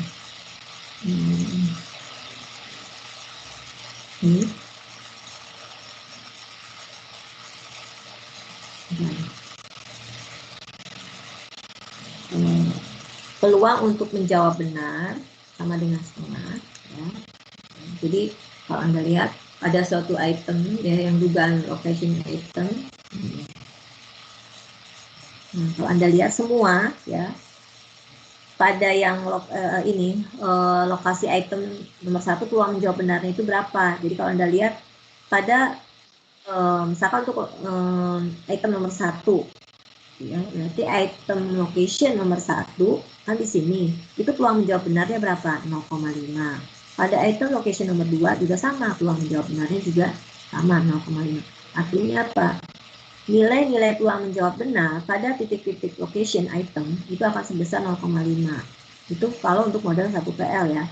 Nah, disinilah ternyata juga terjadi perubahan ini kan, perubahan siraman di sini, perubahan arah yang disebut dengan titik inflection. Makanya di sini untuk model 1PL di sini ya titik infleksinya terjadi di sini di item inflection ini. Yang titik infleksi yang juga yang menunjukkan peluang benarnya itu sama dengan setengah. Artinya kan kalau setengah 50-50 ya, peluang jawab benar dengan peluang jawab salah itu sama.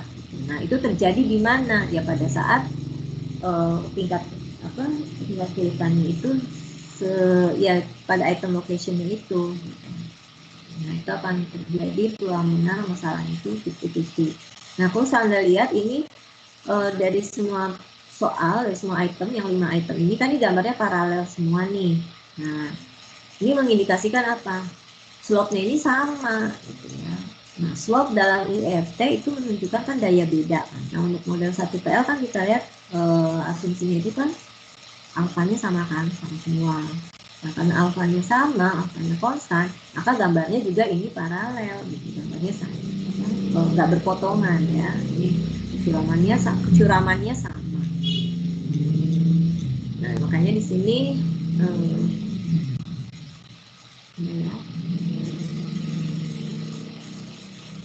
ya, it is not surprising. It is not surprising that IRF itu paralel to one another. Paralel kan? Jadi an item location bersesuaian dengan inflection titik. Oke. Nanti kata dia untuk memperoleh seberapa bagus sih suatu item ya dapat menduga location seseorang ya. Untuk memperoleh ide, untuk memperoleh informasi berapa bagus sih suatu item dan ini keseluruhan instrumen itu dalam menduga lokasi seseorang. Nah, maka kita akan lihat informasi item dan juga total informasinya ya. Jadi kita akan lihat informasi dari setiap item ya di figur 211. Nah, figur 211 itu ini. Jadi kalau yang tadi yang kita lihat yang di figur sebelumnya itu adalah fungsi informasi untuk menduga theta kan, yang ini ya.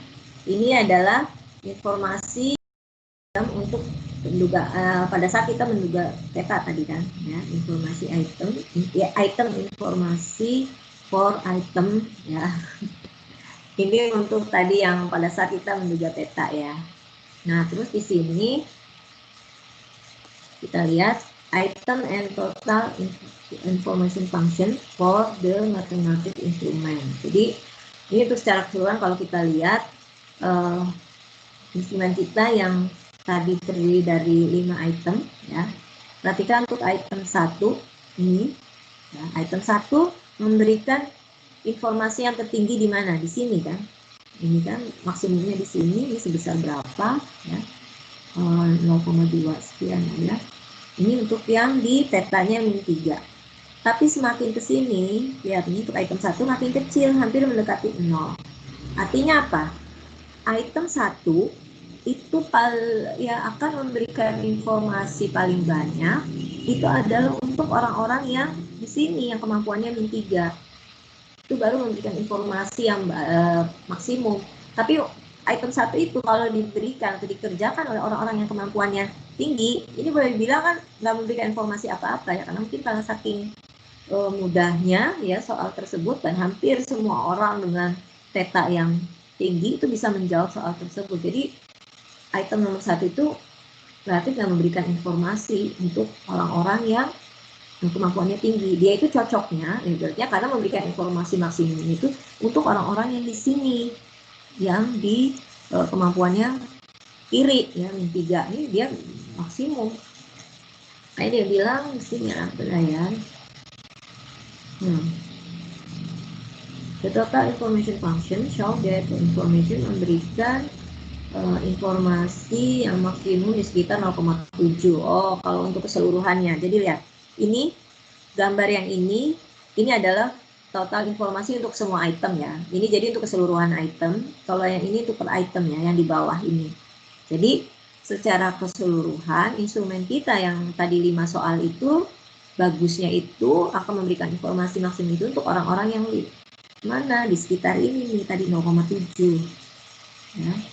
Untuk memberikan informasi maksimum itu artinya bisa membedakan ya, bisa membedakan antara orang yang kemampuannya rendah ya, orang bisa membedakan antara orang dua responden dengan kemampuan yang berbeda lah gitulah. Itu di mana? Nah di sini nih cocoknya ya, item ini, instrumen ini adalah untuk mereka yang di 0,7, memberikan informasi maksimum pada responden di sekitar 0,7. Nah semakin ke kiri, semakin jauh gitu kan, semakin menurun kan, ya informasinya, informasi yang bisa diperoleh, ini kan 0, sekitar 0,4-an. Semakin ke kanan juga ini turun. Jadi memang informasi maksimumnya ya di sekitar itu, soal itu untuk orang-orang yang di sini.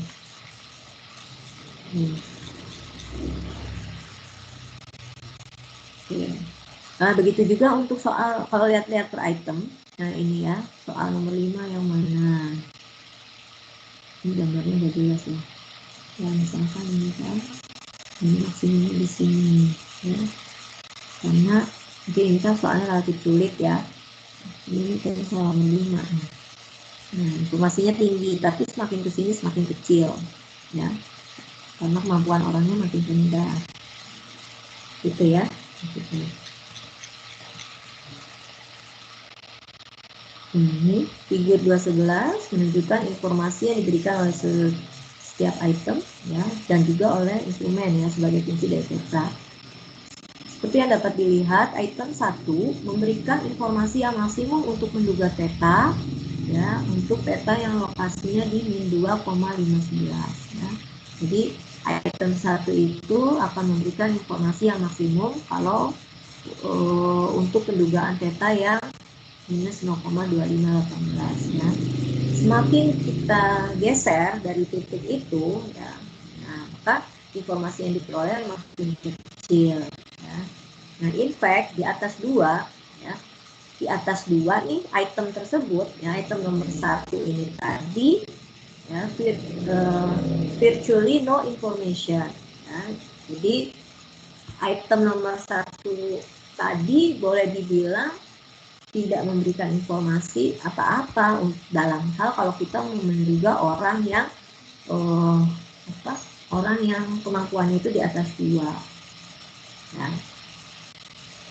Item 1 tadi tepatnya digunakan untuk orang-orang yang kemampuannya tadi di sekitar minus 2,5 ya. Sehingga kata dia therefore ya, using this item ya, using this item and others like it to tidak akan menghasilkan dugaan yang precise ya. Kalau kita menggunakan item ini ya untuk menduga orang-orang yang lebih besar dari 2 kemampuan itu tidak menghasilkan ini hasil yang akurat ya, will not yield precise estimate. Sehingga apa nantinya? Standar errornya itu akan besar ya, standar errornya itu akan besar ya. Jadi item 1 itu kalau digunakan untuk menduga orang-orang yang dengan theta lebih besar dari 2 ini tidak menghasilkan hasil dugaan itu nggak precise ya, nggak bagus. Oke. Ya sampai sini tadi sudah ya. Nah terus Anda lihat nih, kan tadi 0,7 ya secara keseluruhan. Nah as we progress away from this major force, memberikan informasi lebih kecil ya, untuk menduga theta. Nah, for example pada saat theta-nya sama dengan 3 ya, jadi informasi yang diberikannya itu setengahnya lebih kecil.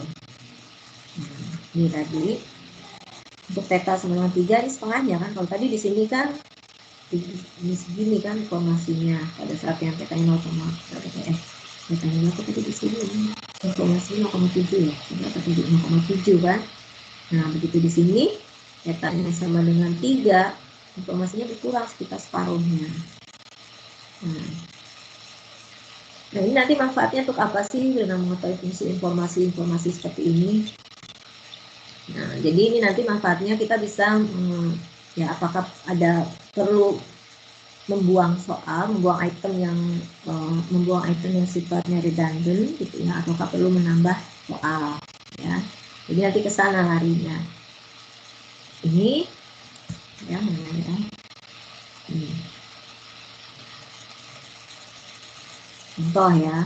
Sebagai contoh, kalau kita menginginkan ya pendugaan yang di bawah dari 0,7 ya. Jadi maksudnya saya nih pengen kok beda kok di bawah lebih besar ya. Kalau misalnya saya menginginkan pendugaan di atas 0,7, saya ingin menghasilkan informasi yang lebih besar dari 0,7. Itu bagaimana caranya? Artinya kita harus memperbaiki ya, meningkatkan nih rank dari tesnya itu. Yaitu bisa dengan cara ini nih, menambah satu atau lebih item ya pada batas yang bawah ya. Nah, pada sisi bawah kan di sini lower ya. Jadi nambahin lagi kalau kita ingin mendapatkan pendugaan yang lebih baik di bawah 0,7. Sorry, ini di bawah 0,7. Kalau saya ingin mendapatkan ya pendugaan ya yang lebih baik untuk yang di bawah 0,7 ya. Nah, kita bisa tambahin nih item-item yang gampang ya, ini untuk meningkatkan informasi tadi. Tapi kalau misalnya kita batasi, kalau nambah soal ya berarti soalnya lebih banyak lagi kan. Kalau kita misalnya distrik dibatasin soalnya itu harus 5 aja gitu. Nggak boleh ditambahin lagi. Nah, gimana caranya untuk mendapatkan hasil pendugaan yang lebih baik gitu ya? Nah, dengan cara kata dia di sini kita bisa buang ya item yang sifatnya redundant, contohnya untuk item nomor 4 sama item nomor 5. Nah, di sini nomor 4 sama nomor 5 ya, karena dia memberikan informasi yang hampir sama. Ini cuma gambarnya nggak jelas sih itemnya. Nanti dilihat aja ya. Jadi ini item nomor 4 sama item nomor 5 ya. Nah, sebaliknya kalau saya ingin memperoleh pendugaan yang lebih baik lagi ya, lebih besar dari 0,7. Kalau ini kan tadi 0,7 ya. Kalau misalnya pinginnya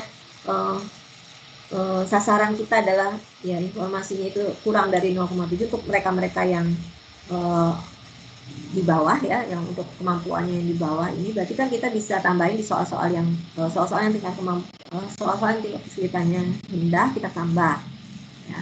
Tapi kalau misalnya soalnya nggak boleh ditambah ya, kita batasin aja soalnya mau 5, tadi saya bilang mungkin bisa dibuang gitu ya, soal-soal yang mirip gitu ya, yang mirip tingkat kesulitannya gitu kan, bukan mirip ya, yang menghasilkan informasi yang sama gitu maksudnya ya. Jadi soal 3 sama soal 4 sama nomor 5 ya, 4 sama 5 itu dicek karena dia memperoleh atau menghasilkan informasi yang sama, berarti itu bisa dibuang lah salah satu ya. We might consider removing ya. Item 4 we might consider removing item 4 because it and item 5 memberikan informasi. Nah, kan di sini bilang bisa kita buang satu atau lebih ya. Nah, kemudian kalau misalnya kita maunya yang di atas 7, ini tadi in contrast, if we decide to prefer border estimation above 7, maka item-item yang berlokasi di sekitar 0,7 atau lebih ya, nah ini bisa kita tambahkan itu ya maksudnya. Jadi katanya kita dapat mendesain instrumen ini dengan cara misalnya tadi menambahkan suatu itemnya atau membuang. Oke lah, nantinya akan kita lihat lagi lebih lanjut. Ini jelas tadi fungsi informasi itu aja ya. Jadi tujuannya fungsi informasi itu bisa digunakan untuk mendesain instrumen ya di sini. Oke ya, jam 10 sampai sini. Nanti saya tak ngerjain pakai itu ya R-nya di buku yang apa. Udah berhasil belum install ham-nya? Nanti dicoba ya install ham-nya ya. Nanti saya mau kasih tugasnya dari situ. Dan waktu itu kan saya bilang ya, untuk ITS, UAS, Anda siap-siap ngumpulin data ya. Mungkin nanti. Mau tanya Bu, Mm-mm. yang Halo? tanya itu nggak boleh dari internet ya Bu? Apa? Yang datanya itu yang buat UTS nggak boleh dari internet ya Bu? Harus Um, kumpulin gitu. Kalau misalnya ngambil ada kuesioner orang gitu datanya. Iya, maksudnya yang udah di. Oh, jadi mesti ada kuesionernya juga ya? Biar Iya, karena itu mau indikatornya apa dianalisis. aja gitu. Atau kamu boleh juga gini deh, kalau misalnya ya boleh pinjam kuesioner orang gitu ya, yang orang udah melakukan penyebaran kuesioner gitu ya. Itu kan mau kita analisis kan jawaban-jawaban dari responden yang masuk kan. Itu boleh, kamu boleh pakai deh. Misalnya ada temenmu atau siapa kalau dari internet dapetin ya kuesionernya beserta jawabannya. Nah, itu boleh dipakai. Atau boleh juga kalau misalnya punya kenalan guru gitu ya, teman les atau apa gitu kan, ngasih soal. Nah, soal ini nih jawaban-jawabannya siswa seperti ini, itu juga boleh. Oh, oke Bu. Tapi tulis sumbernya ya, kalau misalnya mau ambil dari internet, sumbernya apa gitu ya. Nanti terus juga kan melihatnya apa tujuannya apa di situ yang mau ditelitinya gitu. Yang apa mau lihat tingkat tingkat motivasi atau disiplinan atau tingkat ya preferensi dan seterusnya Iya, oke Bu. ya, karena mau dilihat per itunya per itemnya kan. Kalau ini maksudnya ngeliat dari internet yang seperti apa, coba nanti tunjukin deh ke saya kalau minggu depan datanya ya, saya lihat dulu lah ya. Kalau misalnya udah pada dapet, minggu depan dilihat ya, saya lihat ya. Oh, ya. Oke Bu. Ya, Iya Bu. ada lagi?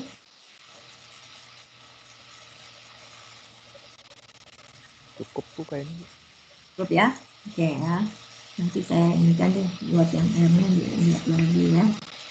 Oke, kalau tidak ada, saya akhiri video kita pada hari ini. Terima kasih atas perhatiannya. Assalamualaikum warahmatullahi wabarakatuh. Saya lihat ya. Waalaikumsalam warahmatullahi wabarakatuh. Terima kasih, Bu. Terima kasih, Bu. Ya, terima kasih.